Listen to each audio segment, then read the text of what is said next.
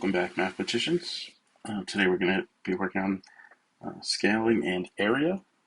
We're going to do some mosaic tiling.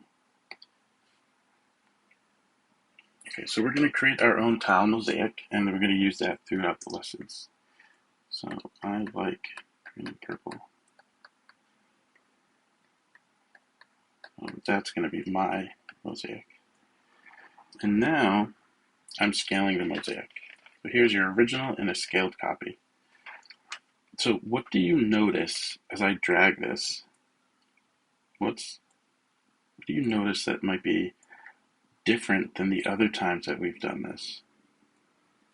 Right? If you look at the other activities when we had sliders and we changed the scale factor, what do you notice is different? And what do you wonder?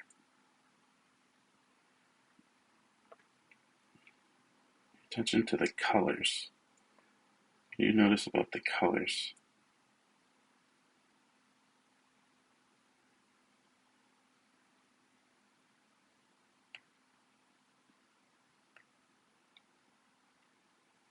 So let's take a look at the amount of tiles. So before we were talking about scale factor and we were looking at grid marks and we were really just counting up the length of the sides.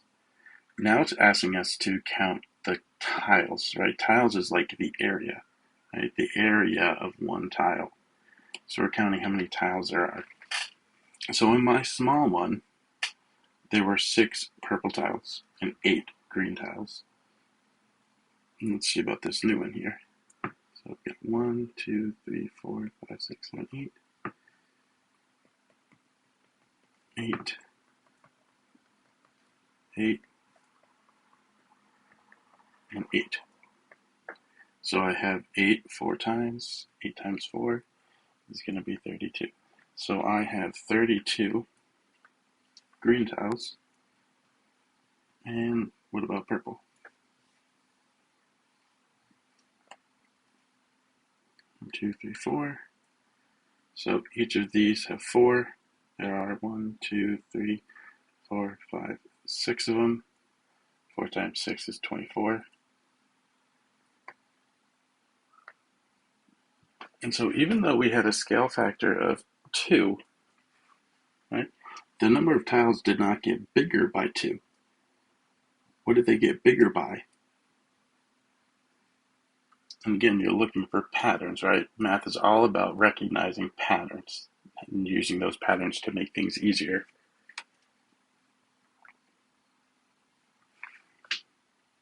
And you can think of one of the ways we're making things easier is instead of having this huge shape, like that, and having to count up all of those tiles, or having something so small and having to zoom in, if I can find a pattern, then I can just make this table without having to count.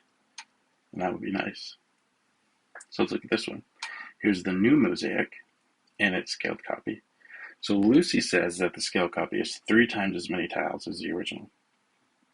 And Mellick claims that it's 6. So we're looking at the number of tiles, right? So it's not necessarily the length, right? So this is 1 by 1 by 1.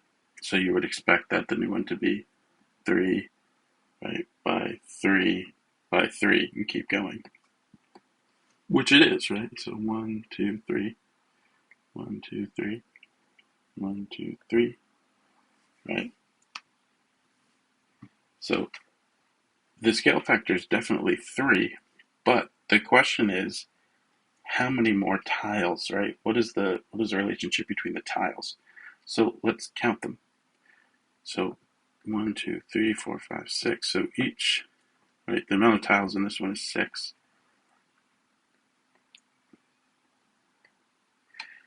So if this scale factor is 3, and I'm counting the number of tiles, not the length of the sides, then there's 1, 2, 3, 4, 5, 6, 7, 8, 9. So there's 9 here. There's going to be 9 there, there, there, there, there. So I have 9 6 times. So that would mean that there are 54 tiles. So who is correct?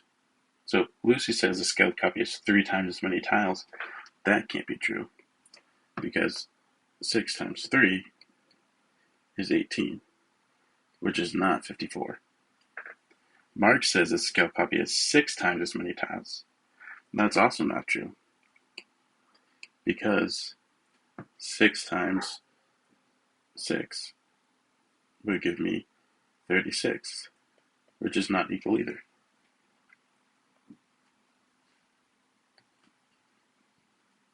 So here's a rectangle in a scaled copy. The area of the original rectangle is 8 square units. So in this slide, we're given 2 rectangles. One is a scaled copy of the other. The original rectangle is 8 square units. And I can see that if I just count it, 1, 2, 3, 4, 5, 6, 7, and 8. So in there we have 8. Now the scale factor is 3. And I can check that by saying, well, this is 2. 2 times 3 gives me 6, so this should be 6. 4 times 3 gives me 12, so this should be 12. And then in here, I could count them all if I wanted to. 6, 7, 8, 9, 10, 11, 12. So I could do that. Or I could say that there are 6 times 12 of these. And 6 times 12 is 72.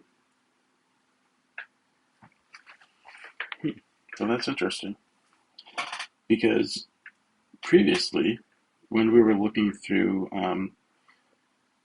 scale factors, and we looked at the dimensions, and we know that to find the dimensions of the new figure, we would multiply. So they did 2 times 3 to get 6, 4 times 3 to get 12. So you would expect that we would do 8 times 3 to get 24, right? But actually, that's where people make the most mistakes, is they confuse the fact that we're not just looking at the edges.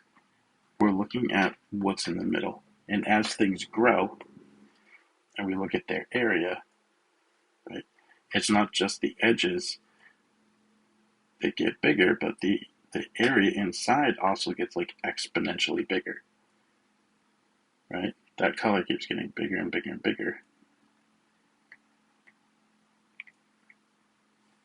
So here, what is the area of the scaled copy? Will be 72 square units. There are 72 squares in there. Now here we're looking at Lucy and Malik's strategy. So it looks like, and I put some work in here already, but it looks like what Lucy did was she figured out that there are 9 of those shapes in here. Each of those has an area of 8 square units, so she did 9 times 8 to get 72. Malik, I wonder what Malik did. So he saw that one of these here is one of those. And there are 8 of these ones, right? And there are 8 of these 3 by 3s. So what Lucy did is she looked at how many of the original could she fit into, right, the scaled copy. And what Malik did was he divided them both into equal sections. Now, we know how Lucy got to 72. How did Malik get to 72? Because he didn't just multiply by 3, because 1 times 3 is 3. So what did he multiply by? Well, he got to 9. So 1 times what gives you 9? And it would be 9. So he multiplied each of these by 9. So he's talking about area, Malik is, and he used a scale factor of 9.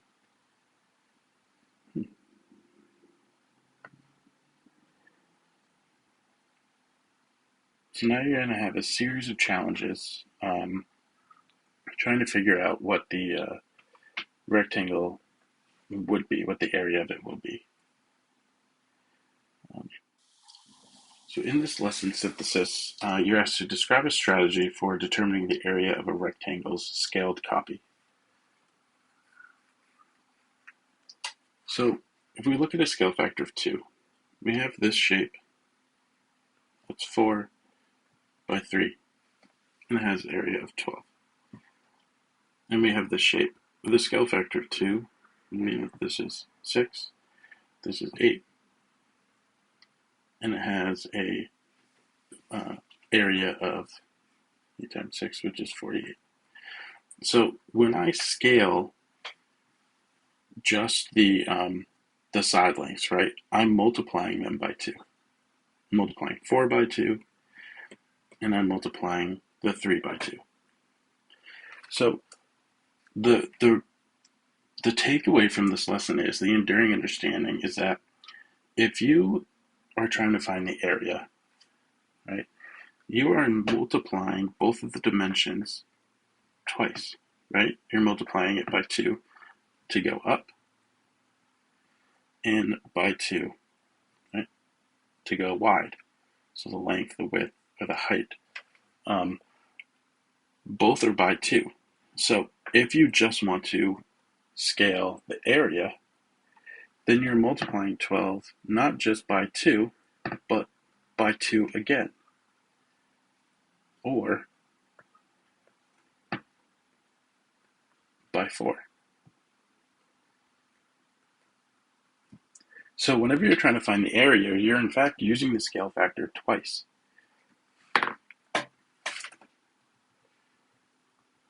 So when trying to find the area, you're using the scale factor twice, which means you are squaring the scale factor. And the reason we're squaring the scale factor is because you're multiplying it by twice. So if this was a scale factor of, say, 3, and it got 3 times as big, right, then I'm multiplying the length by 3 and the width by 3. So the area is being multiplied by 3 2 times. When you multiply something by itself, it's the same thing as squaring it. So one way that I like to remember this is if I have area, then I am squaring it because you have 2 dimensions in area. Right? Eventually, we might get into volume. Volume is 3 dimensions, so you can kind of think about what scaling volume would do.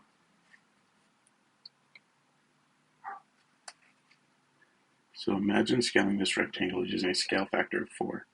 What is the area of the scaled copy? So it's going to be 4 times as big that way, 4 times as big that way, and since we're multiplying it by 4 twice, or 4 squared, the area is going to be 16 times as big, right? 4 times 4. So if this area here is 15, then it's going to be 15 times 16. And what is 15 times 16?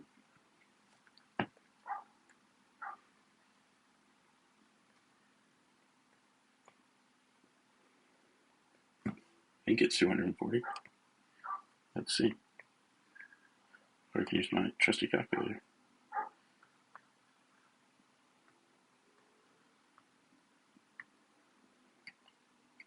Looks good. So I don't know about you, but I felt like I understood the math in the lesson, and I feel great.